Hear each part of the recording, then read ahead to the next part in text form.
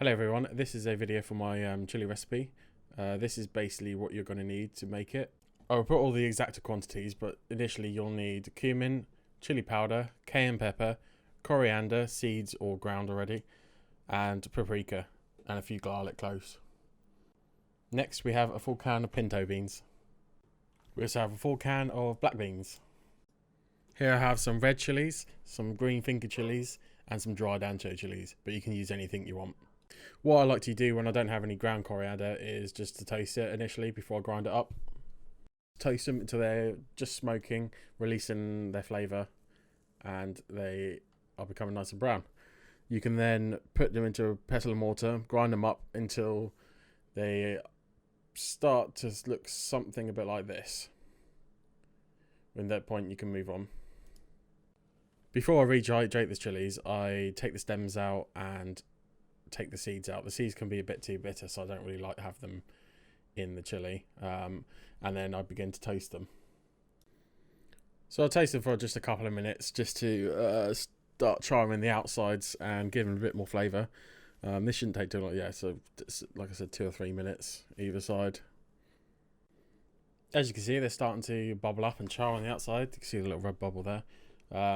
Once this has been toasted, then you can rehydrate them, which just pours some boiling water over into them in the jug.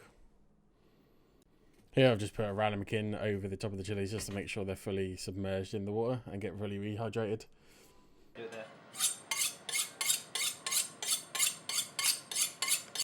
Now it's time to just dice up the onions. I didn't have any specific size for that, I just cut them up. It doesn't really matter, it's going to sort of all break down eventually. This is much better like here. Is it? Yeah, it's a lot better to stand this way than it is that way.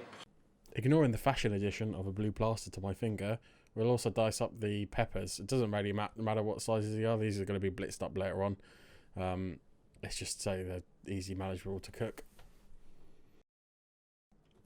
I decided I didn't really like blue, so I went for a nice beige colour instead on the finger. Again, with the chilies, just dice them up. Again, they're going to be blitzed down with the peppers, so it doesn't really matter what size they are. Here I've got some oil into a hot pan, ideally something that could be put into the oven. And we put all the peppers and chilies into this and cook them down. At this point, I'll add a bit of salt just to help with the seasoning.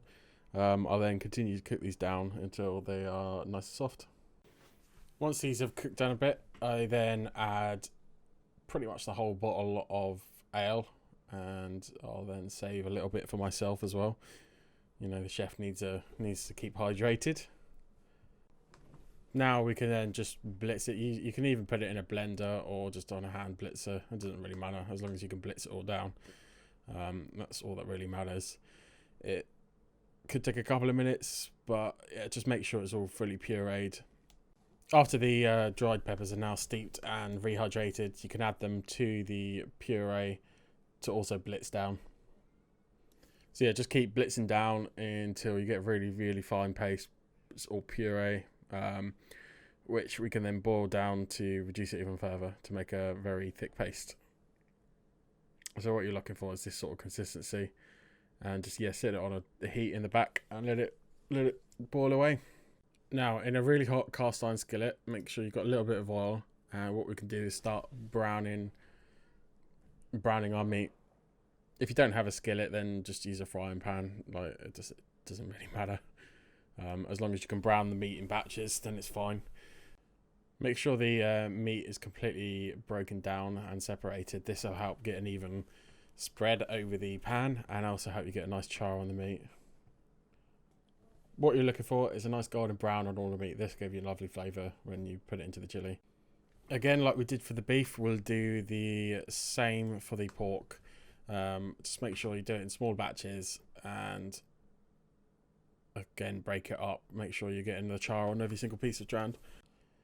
So you don't really want to waste all this charred bits at the bottom of the pan. This is all good flavour that you just don't want to throw away. So yeah, I've just got some wine and I'll deglaze it, make sure it all comes off, scrub it all off, and make sure I get it all in the chili. So while we've been doing that, the chilies and peppers have been reducing down in the background.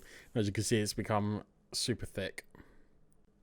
So here I've put all the deglazed goodness from the pan that I cooked all the meat in that's been deglazed with the wine. Yeah, just shove this in the chili. So in a new pan, we also add a bit of oil.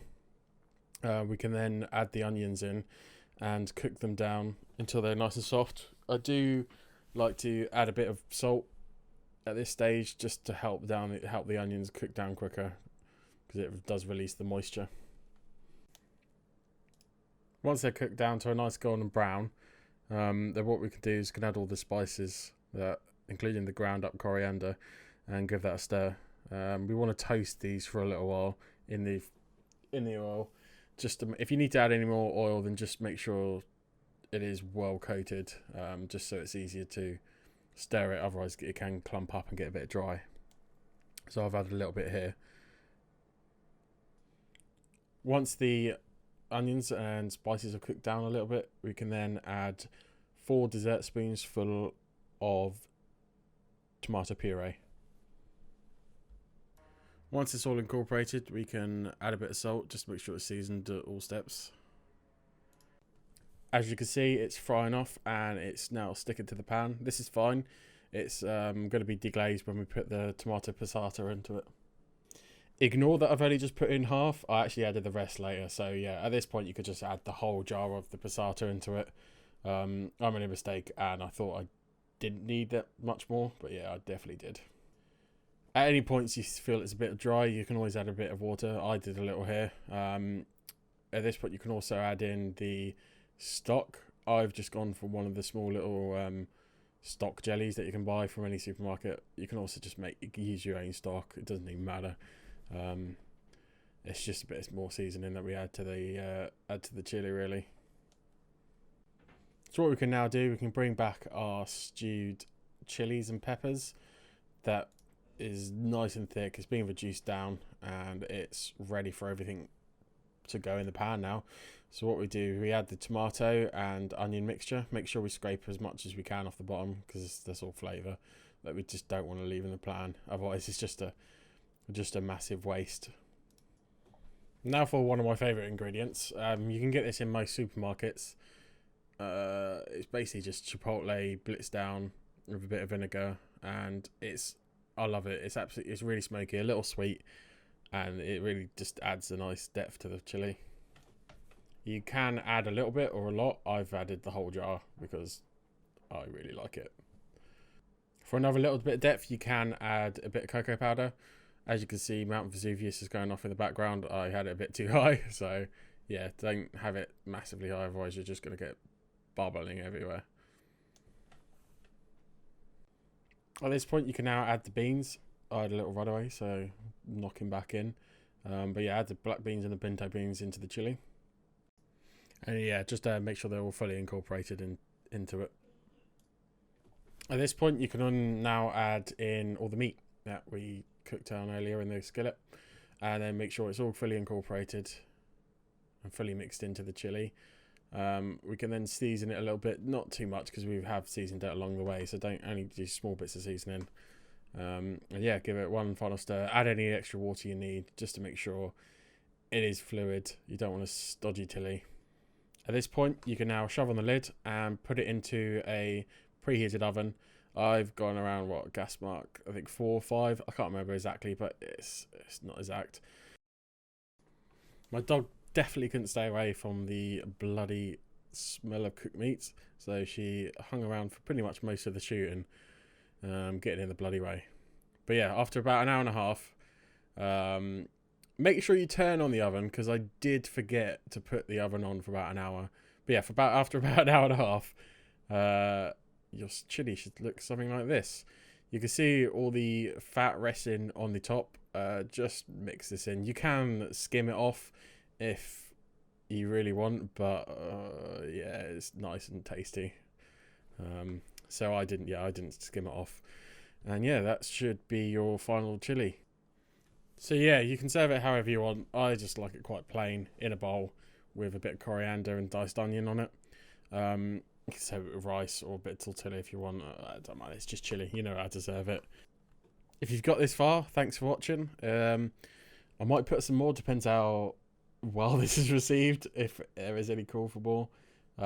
But yeah, I just like making chili, and I like cooking in general. So yeah, give a like if you like it. If you don't dislike it, if you got any tips, give me a comment. Thank you. Goodbye.